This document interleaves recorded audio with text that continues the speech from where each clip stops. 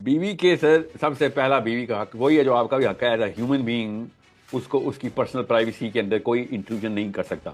अच्छा, उसमें सर क्या क्या आ जाता है? उसमें सब कुछ आता है कि जो वो पर्सनल लाइफ उसकी है, जो उसकी हम्म। पर्सनल स्पेस है, उसमें किसी गैर आपके शोहर की एंट्री भी बगैर इजाजत के नहीं हो सकती। अल्लाह के नबी सल्लल्लाहु अलैहि वसल्लम अपनी बीवियों के घर भी नॉक करके एंटर होते थे।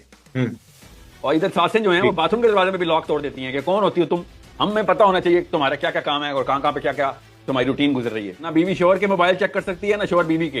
ये आसान करके बता रहा हूँ आपको, ये इस्लाम के बेसिक असूल है। किसी अडल्ट की बहुत ही प्राइवेट बेसिक चले गए। पर्दा, ये जो बहुत शौक है ना इनको पर्दे का हुक्म देने का, पाकिस्तानियों को पर्दे का, औरत को पर्दा कराओ तो असल वाला पर्दा कराओ ना। औरत की स्पेस का भी पर्दा होता है। और आप भी अडल्ट हैं सर, आपसे बेहतर कौन जान सकता है, मेरे से बेहतर कौन जानता है अडल्ट को कहाँ कहाँ पर्सनल स्पेस में पर्दा चाहिए होता है। बिल्कुल चाहिए होता है, बिल्कुल सही कह तो रहे आप बताएं, जॉइंट फैमिली में कोई किसी आदमी या औरत का पर्दा है? हैं। नहीं, वहां तो सब खुला है सर। और ना बिल्कुल तो ठीक खुला है, बल्कि पर्दा करने वालों को पर्दा चौक करके बताया जाता है कि तेरी जरूरत कैसे हुई कि तू तेरी पर्सनल स्पेस हो इधर। That's true, that's true. उसके बारे में टैबूज हैं कि ये घर की फर्द और घर की औरत ही नहीं है, ये इसने माना ही नहीं है कि इसकी शादी हुई है। ये अपने आप को फिर भी अलग रखती है, अपने कमरे में रहती है, बहुत एरोगेंट किस्म की औरत है। ऐसे बेशर्म लोग हैं ये। और अपने आप इनके नाम इन्होंने मुसलमानों वाले रखे हुए हैं। एटलीस्ट पीटर फ्राई का नाम रखो, बची तो ना कंफ्यूज करो हमारी। उसको पता हो गैर मुस्लिम टाइप लोग हैं। सर, अगर बताएं ना। आपके माँ बाप की खिदमत करे, आपके माँ बाप की, लड़कों आपसे कह रहा हूं, इसका पैसे ले सकती है वो आपसे इस्लाम में। और अगर वो मांग ले और आप ना दें तो आप पे पर्चा करेगी वो, और आप पे दुनिया में ना पर्चा किया तो आखिरत में करेगी वो।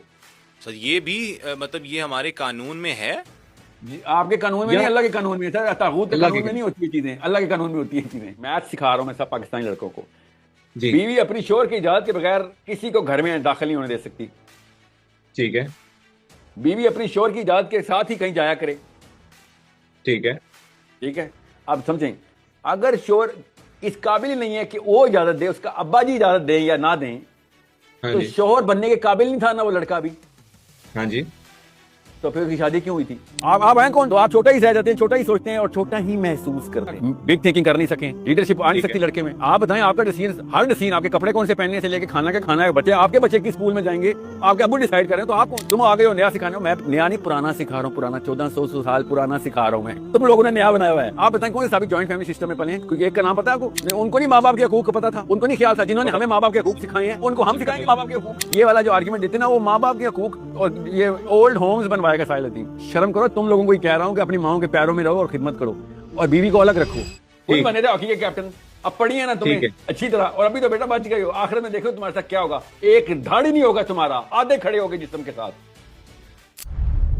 मुसलमान आजाद औरत के साथ खिलवाड़ किया तुमने, उसके हकूक सल्ब किए और फलस्तीनियों के लिए रोते हो। कम से कम 12 करोड़ पाकिस्तानी लड़कियां अपने हकूक की इस्लाम में पर्चे करेंगी क़यामत वाले दिन। अपनी बेटियों के बारे में बाय द वे मैं और आप दोनों यही वाले रूल चाहते हैं। किसी की बेटी जब शादी करके लाते हैं तो हम रूल बदल देते हैं, ये ना करें ना, ठीक है?